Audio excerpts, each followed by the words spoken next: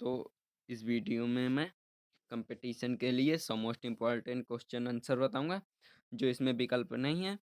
विकल्प इसलिए नहीं देता हूं क्योंकि क्वेश्चन को याद करने में आसानी होती है। तो आप कोई भी परीक्षा देने जाएंगे उसमें से उद्योग से संबंधित या रामायण से संबंधित ऐसे बहुत सारे क्वेश्चन पूछे जा सकते हैं। एक ही दो या दो क्वेश्चन पूछे जाते हैं। तो शुरू करते हैं। मैं इसमें 100 मोस्ट इम्पॉर्टेंट क्वेश्चन लेके आया हूँ। तो सबसे पहला क्वेश्चन है, भारत में प्रथम कपास मिल सूती वस्त्र उद्योग की स्थापना किस शहर में हुई? तो उत्तर होगा कोलकाता। भारत में प्रथम कपास मिल सूती वस्त्र उद्योग की स्थापना कोलकाता में हुई।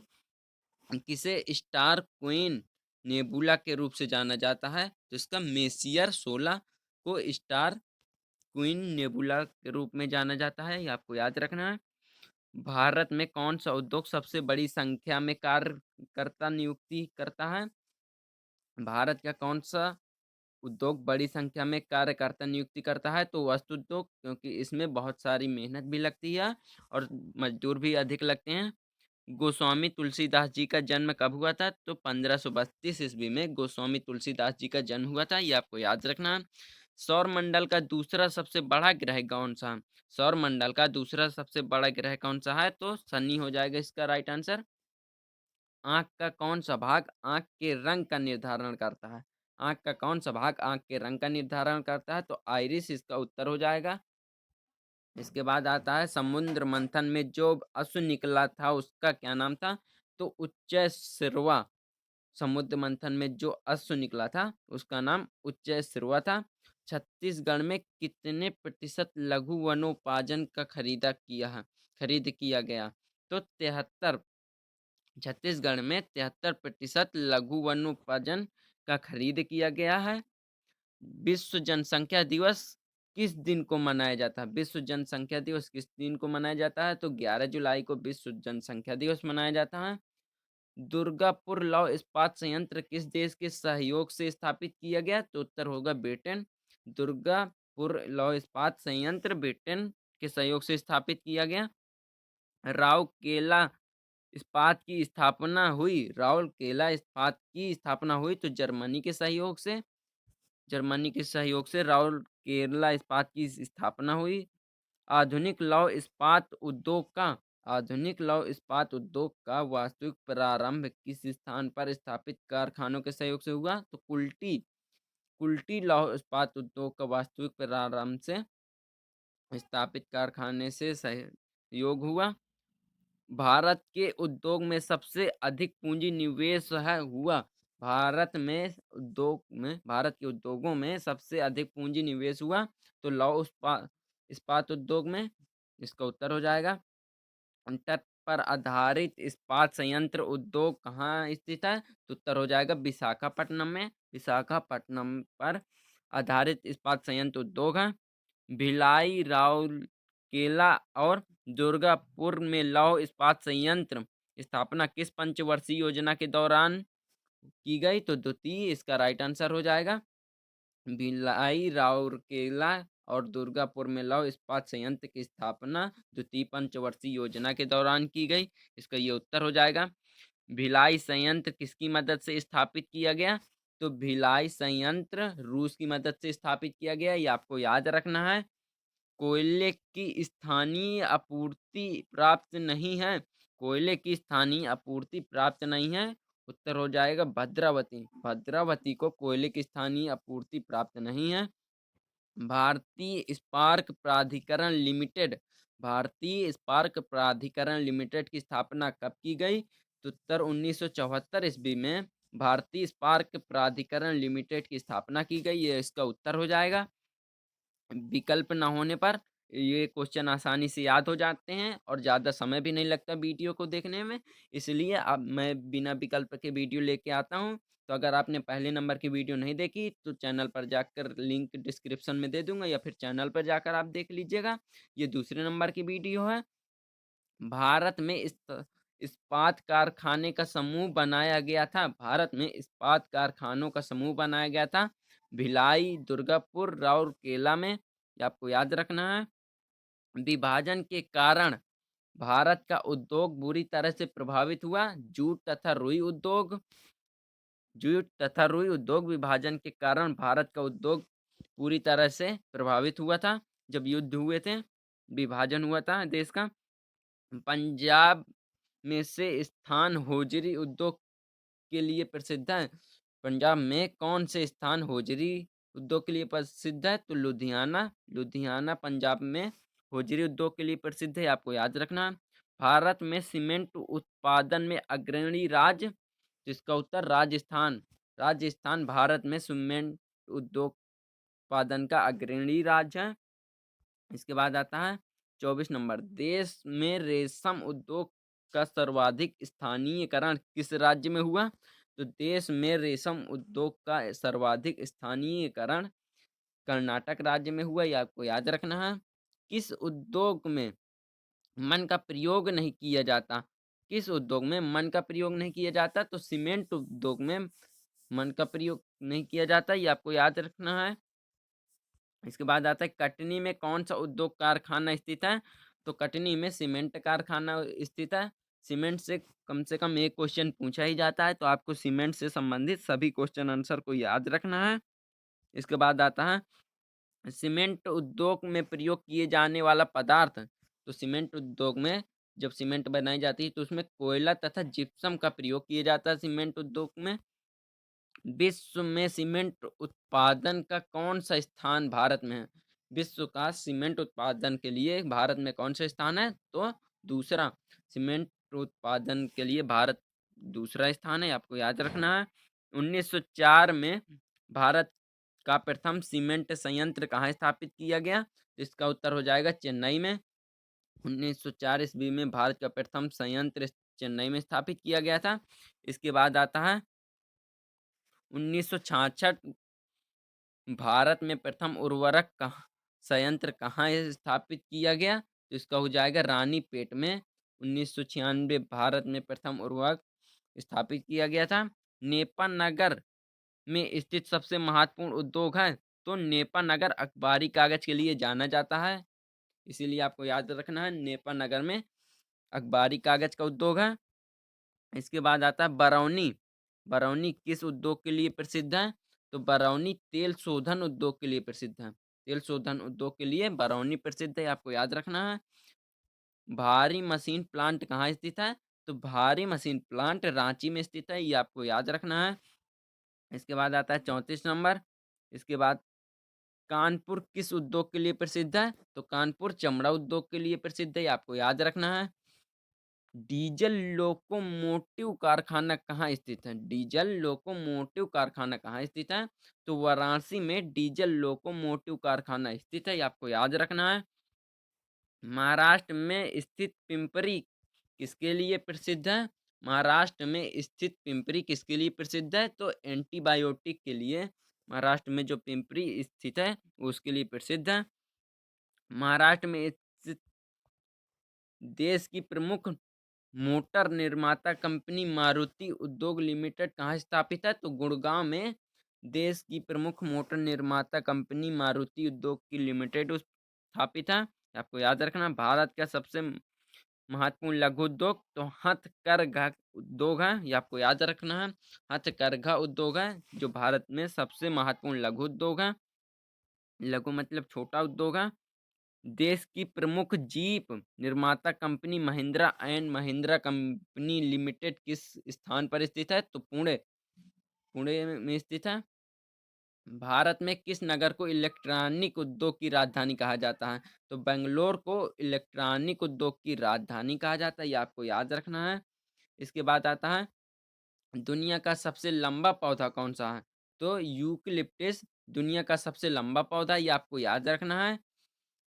मसालों का बगीचा किसे कहा जाता है? मसालों का बगीचा केरला को कहा जाता है। केरला को मसालों का बगीचा कहा जाता है, ये आपको याद रखना है। इसके बाद आता है 43 नंबर, भारत का राष्ट्रीय प्राणी कौन सा है? भारत का राष्ट्रीय प्राणी कौन सा है? तो शेर। भारत का राष्ट्रीय पक्षी कौन सा है? तो मयूर। भारत का राष्ट्रीय फल क्या है? तो आम। भारत की राष्ट्रीय मिठाई क्या है? तो जलेबी। कोरोना वायरस का पहला केस भारत में कब पाया गया? तो जनवरी 2020 में कोरोना का केस पाया गया। जो वुहान राज्य से समाचार पत्रों के माध्यम से सुना गया। अगर आपने कोरोना वायरस की पर निबंध की वीडियो नहीं देखी तो चैनल पर जाकर देख लीजिएगा, यह लिंक मैं डिस्क्रिप्शन में दे दूंगा, तो वहां से जाकर देख लीजिएगा। इसके बाद अंतर्राष्ट्रीय महिला दिवस कब मनाया जाता है? तो 8 मार्च को अंतर्राष्ट्रीय महिला दिवस मनाया जाता है। अहिंसा दिवस को 2 अक्टूबर को अहिंसा दिवस मनाया जाता है। ये रिपीटेड क्वेश्चन है जो मैं पूछ चुका हूँ अगली वीडियो में, आपको रिवीजन के लिए मैं ये क्वेश्चन को बता रहा हूँ। न्यू इंडिया अखबार को स्थापित करने वाली महिला, तो एनी बेसेंट न्यू इंडिया अखबार को स्थापित करने वाली महिला है। भारत के प्रथम राष्ट्रपति कौन है? भारत के प्रथम राष्ट्रपति कौन है? तो राजेंद्र प्रसाद भारत के प्रथम राष्ट्रपति हैं। गुलाबी नगर किसे कहा जाता है? गुलाबी नगर किसे कहा जाता है? तो जयपुर को गुलाबी नगर कहा जाता है, ये आपको याद रखना है। इसके बाद आता है विश्व बाघ दिवस। विश्व बाघ दिवस कब मनाया जाता है? तो 29 जुलाई को विश्व बाघ दिवस मनाया जाता है। कागज का आविष्कार किस देश ने किया था? तो कागज का आविष्कार चीन देश ने किया था, ये आपको याद रखना चाहिए क्योंकि ये बार बार क्वेश्चन पूछा जाता है। चाकू से कट जाने वाला धातु कौन सा है? तो सोडियम चाकू से कट जाने वाला धातु है, ये आपको याद रखना है, ये साइंस का क्वेश्चन है।